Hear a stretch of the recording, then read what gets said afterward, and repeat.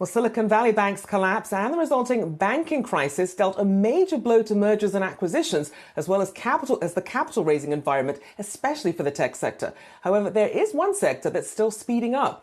Yahoo Finance's Allie Garfinkle has those details for us. Allie, what are you watching?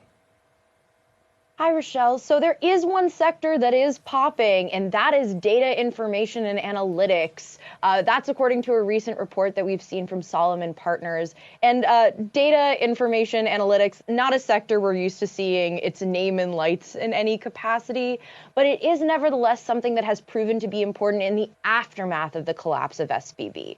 So it's something that we're seeing investment in despite M&A being down across the board. Now, I want to run some of these numbers by you.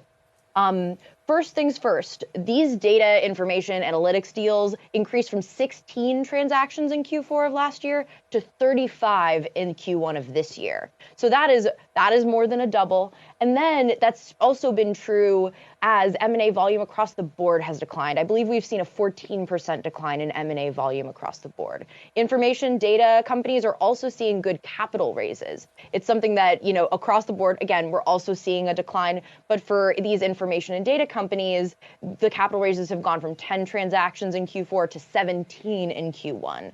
Now, I want to give you a represented deal because I say information data analytics companies. Actually, what I'm talking about are a lot of Yahoo Finance style competitors, right? You've got the Moody's of the world, the Bloombergs of the world, but it's also, I want to give you a representative deal here because I think it actually throws some clarity on what we're talking about. The representative deal was the FT, SGX, and Wilshire deal. Now, if you're not familiar with Wilshire, what they do is they build investment products. They build data products. And they actually did a corporate carve out that created Wilshire indexes in conjunction with the FT. Now, if this all sounds really wonky so far, that's because it is. The days of what our head of news, Miles, would call ticker on ticker action, where one big company you've heard of is buying another big company you've heard of for a major price tag, that's not really happening right now. Point blank. And the truth is, the why is pretty simple. It ties back to that collapse of SVB, and it does tie back to the economic uncertainty that we've seen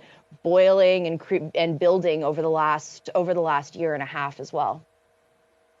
So then if you compare some of the concerns that we saw at the beginning when the collapse was first happening, what's the way forward now then for the VC landscape?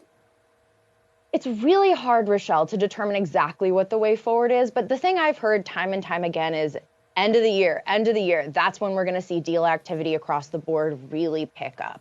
That said, deals aren't happening because there's no capital. There is, in fact, actually record amounts of capital, record amounts of dry powder just sitting there. I believe we'll get a graph across the screen soon. Yes, here we go.